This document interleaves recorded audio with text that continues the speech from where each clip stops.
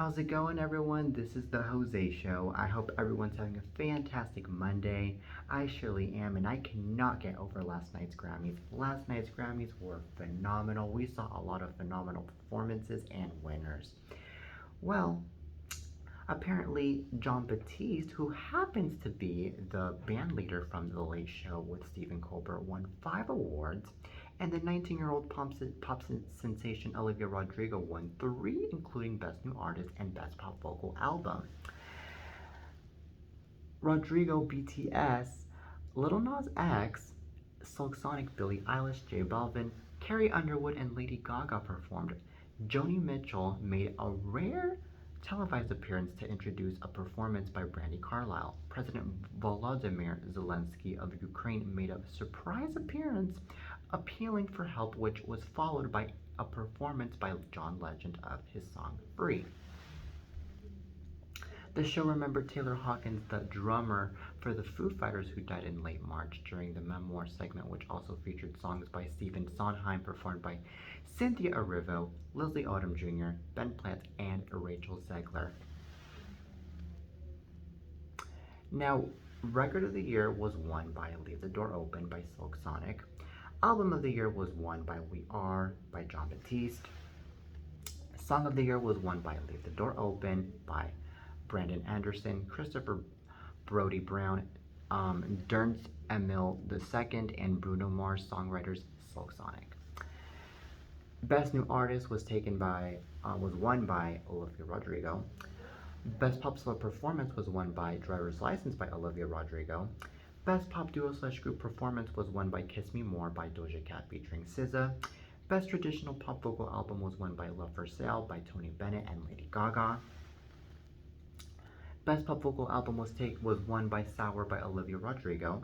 Best Dance/Electronic Recording was won by Alive by Rufus Du Sol. Best Dance/Electronic Music Album was won by Subconsciously by Black Coffee. Best Alternative Music Album was won by Daddy's Home by St. Vincent. Best Contemporary Instrumental Album was won by Tree Falls by Taylor Elks. Best Rock Performance was won by Making a Fire by Foo Fighters. Best Metal Performance was won by The Allen Dream Theater. Best Rock Song was won by We're on a War by Dave Grohl, Taylor Hawkins, Rami Jaffee, Nate Mendel, Chris Shiflett, and Pat Smear, songwriters Foo Fighters. And there were a lot more winners on last night's Grammys, a lot of winners. One of them also happened to be Chris Stapleton, who won by his song You Should Probably Leave for Best Country Solo Performance. And yeah, I mean, a lot of good winners on last night's award show. And honestly, I couldn't be more impressed. And then another thing that I have to say about this is that shockingly, Billie Eilish left the show empty-handed for the first time ever. She left empty-handed. I thought that she was going to win at least 1 or 2 Grammys last night, especially because the Grammys, they highly praised Billie Eilish. But it seems like now they are just, deciding to give it to other artists that, that are more appealing to them, it seems to me.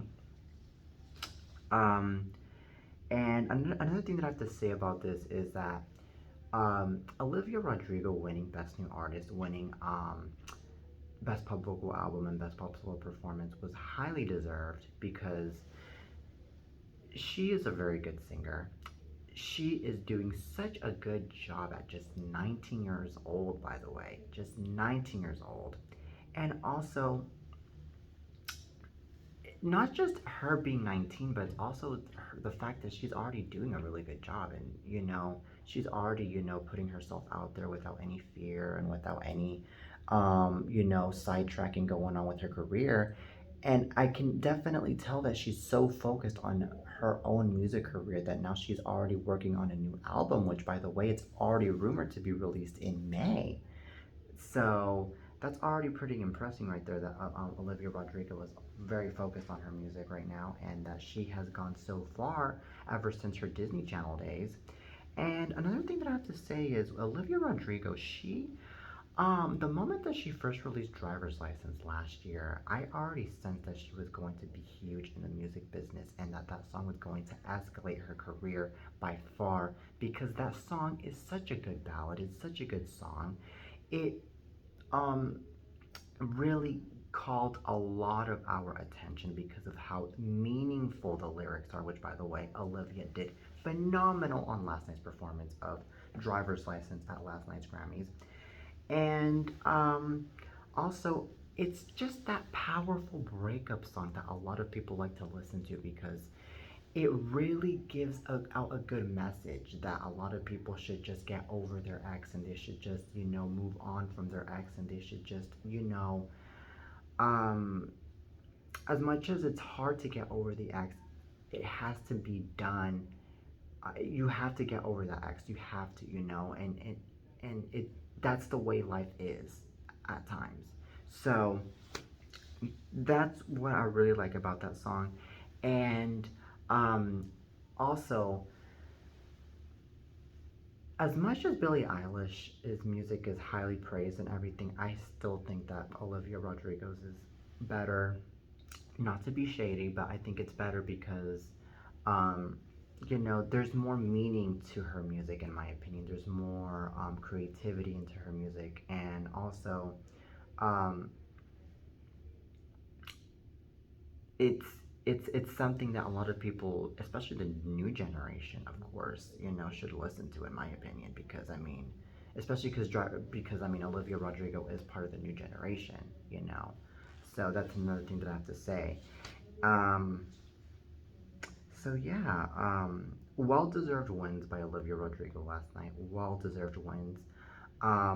Now, what really shocked me about last night was that John Batiste won Album of the Year, something that a lot of us did not expect.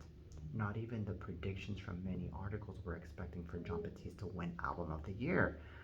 Everyone was either expecting for Billie Eilish or for Olivia Rodrigo to win Album of the Year because, I mean, both of them dominated the charts last year with Happier Than Ever and Sour.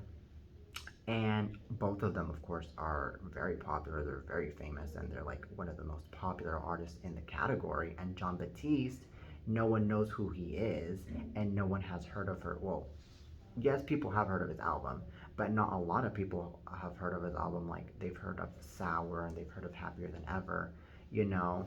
So that's what really shocked me that John Batiste won instead of Olivia or Billy. But this just comes to show how much the Grammys focus more on the artistry of the album than on the popularity of the album. Um, and also they focus more on how talented the artist is than on the popularity of the talent. I mean, the popularity of the artist. That's what really is going on here in this situation. So, with that being said, um,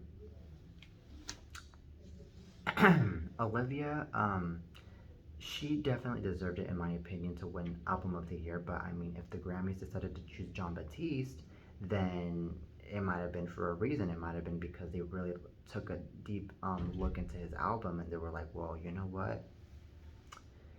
There's more meaning to this album, even though it's not as popular as the other albums are. So we're gonna have to give him this award. That's what happened in reality at the Grammys. And last night's win for Album of the Year really reminded me of the Album of the Year one from back in the 2015 Grammys when Beck won instead of Beyonce.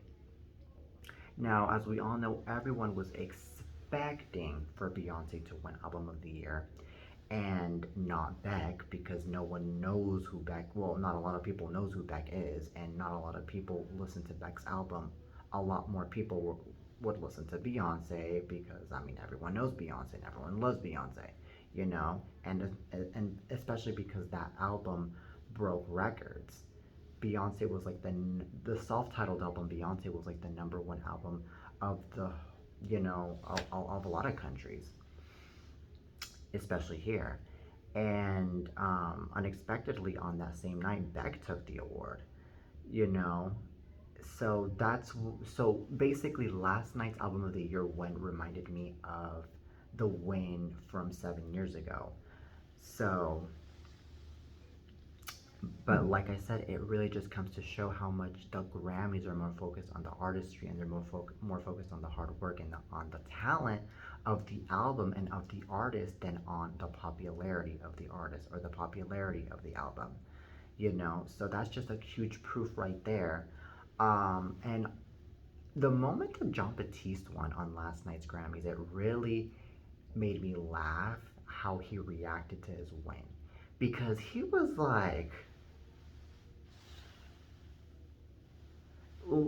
he was literally like, "What the heck? I won, huh? Me?" Like, even he didn't expect that win. He did not expect that win. It's, it was hilarious. It really was. But honestly, like I said, I mean, the Grammys, they choose what's best for them. So that's all I have to say. Now, on to record and song of the year.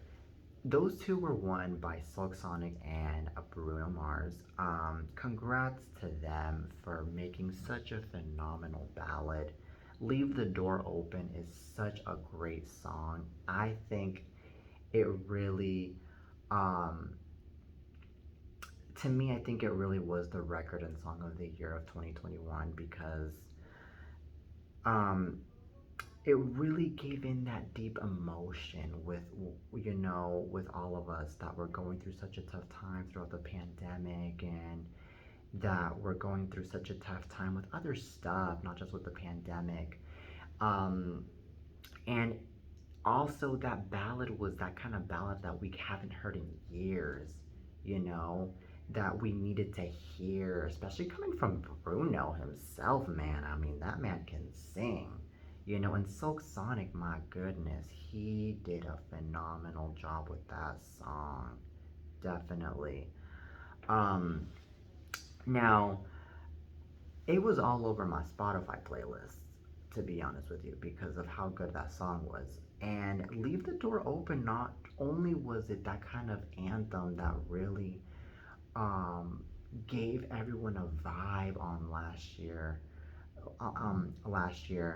but it also was that kind of song that I feel inspired a lot of artists out there to make more music like that now and to make more music that would actually uplift people more instead of bringing them down. And it was also that kind of song that really inspired artists to, um, to be more creative and with their songs, especially with their R&B songs, you know. So Um, that's what I think about this song winning record and song of the year. So it was well deserved in my opinion. It really was well deserved. Now as for best pop vocal and best pop solo and best new artist, those three taken by Olivia, I think those were well deserved because well, I already said why. I already said why because she's a great artist, and then Driver's License was a huge anthem. So I already said that earlier. Now, as for best best rock performance, that was given to the Foo Fighters, which rest in peace. One of the drum the drum the one that was the drum player, he passed away unfortunately at the age of 50.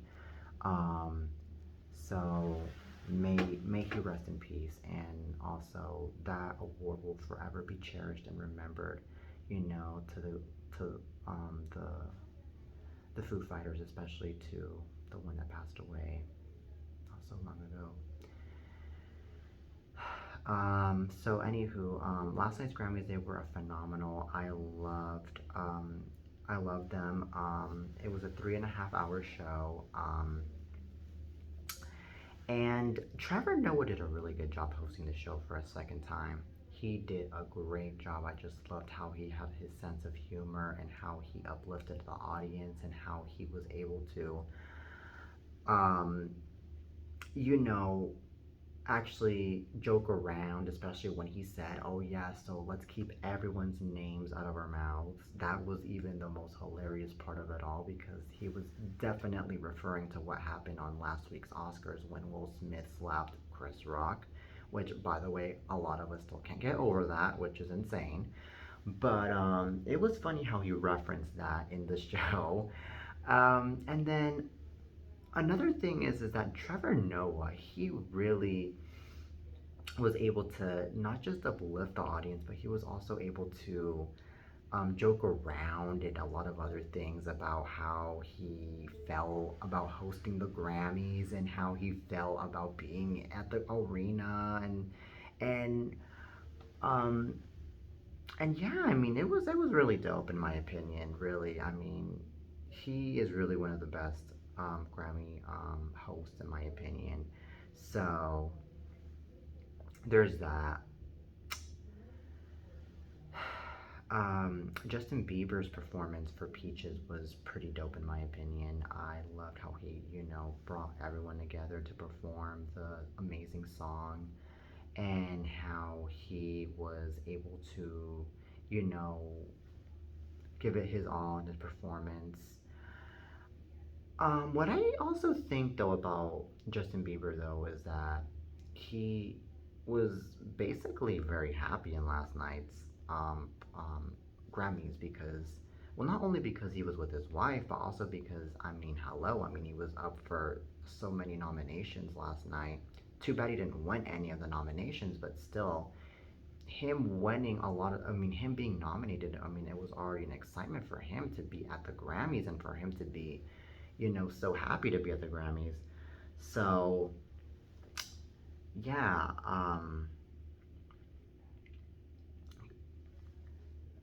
so anyways, congrats to all the winners and congrats to all the nominees on last night's Grammys. Um, Last night's show was great. Alrighty then, so now from the Grammys to now Estelle Harris. Unfortunately, the great beloved actress Estelle Harris passed away at the age of 93 this past Saturday. Um, And as we all know, we remember her for many roles. One of them was for being the lovely Muriel on the hit Disney sitcom The Sweet Life of Zack and Cody, which, by the way, I still remember her on that show. She was hilarious on that show, and she was also on Toy Story 2. And she did many other projects as well. She was iconic, she was phenomenal. Um, and also Estelle Harris, she was just a very kind human being. Aside from being a talented actress, um, she was just very kind, very lovely.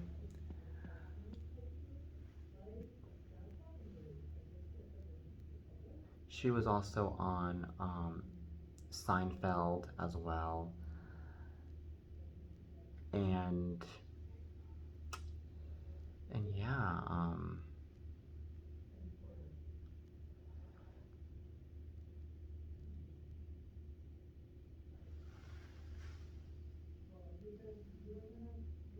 she was on Toy Story 3. My bad, she was on Toy Story 3.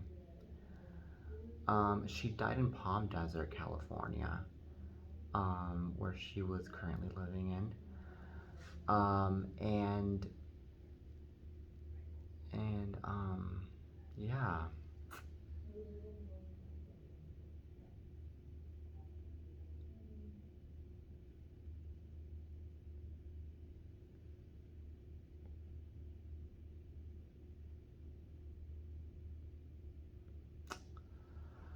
Alrighty then, so may Estelle Harris rest in peace. Alrighty then, so now from Estelle Harris to now more hot topics. So now let's talk about Well, apparently, Thomas Rhett and Lauren Akins want a fifth baby, but not anytime soon. Well, Lauren's whole dream is that she wanted to have 5 kids, the country singer 32 said during the Monday, during today's episode of Making Space with Hoda Copy. Um, and since the day we got married, she's been like, I want to have 5. And I'm sitting there going, that's fine, that would be great. The songwriter went on to say that because they have to be intentional about making time for Willa, 6, Ada, 4, Lennon, 2, and Lily, 4 months, the pair are going to take a 4-year deep breath before expanding. The Georgia native and Akins, also 32, wed in October 2012 in Tennessee, adopting their eldest child from Uganda 5 years later. When I saw her, I don't know, I was very drawn to her. The Live in Love author exclusively told the US Weekly in January 2018, I just tell everyone she was always my baby. It just took us a little bit longer to find each other. I called Thomas one of the first nights I met her in Uganda and told him about her. Without hesitation, he said, bring her home. She is ours. We are going to make this happen. Ada was born 5 months after her big sister's adoption, followed by Lennon and Lily in February 2020 and November 2021, respectively. Rhett gushed about what did he gush about? Rhett gushed about the beautiful adoption process on today, before telling Hoda Copy that Ada has questions all the time that he doesn't know how to answer. She talks to Lauren like, when can we get to see my friends in Uganda? Rhett explained. And then Ada James will be like, when can I go see our friends in Uganda?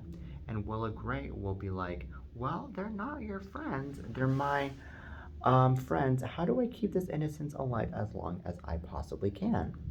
So Hoda Kotb, 57, and her ex-fiance Joel Schiffman adopted 2 daughters, Haley 5 and Hope 2, and the former couple makes jokes about their different appearances. So basically, Hoda Kotb and Thomas Rhett, they were basically having a conversation about their own children, which, by the way, they were able to really relate about because the both of them have children, and of course the both of them know the struggles of being parents, and they know how it's like to plan out to have kids and this and that. So they can definitely relate to each other, and they can definitely speak to each other about that.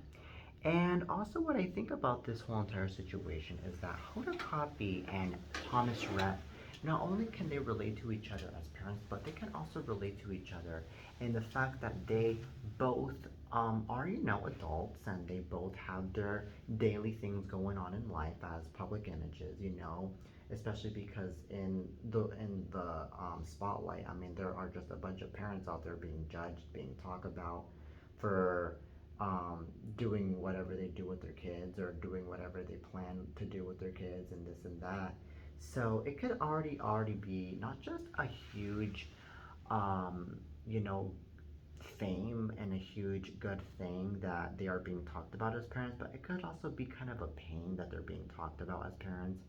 So because they're in the public eye. But anywho, the fact that they're talking to each other is already a good thing. There's nothing better than to see parents talking to one another about their struggles, about their experiences as parents, and about what they go through as parents. So that's how I see this whole entire interview as, with Hoda Kotb and with Thomas Rhett. And also, if Thomas Rhett wants to have a fifth baby, then he can go ahead and get himself a fifth baby, as long as he can afford to have a fifth baby. And also, as long as he can be very stable as a parent as well, by having 5 kids. So that's how I see this whole entire situation as. And I also think it's a very good idea that Thomas Rhett is going to be waiting a few years to have baby number 5, because I mean, it's already too soon to already have another baby when they already have a 4-month-old baby and they have 3 other kids. You know, it's gonna be too much of a conflict right there, too much of a tough time right there. So it's best that they really get to wait until the um, the fourth baby gets to mature and gets to, grow up and take care of himself or of herself, before having baby number 5. So that way it won't be difficult and it won't be that much of a conflict for Thomas Rhett and his wife, um, for their fifth baby. So that's how I see this whole entire situation as. So anywho, that's my take on that. But anywho, that is it for today's show, you guys. I hope you guys enjoyed today's episode of the Jose Show, and I'll be, you know, coming up with more hot tea in the near future. That's for sure. So anywho, um, till next time, and please make sure to follow me on social media. Peace.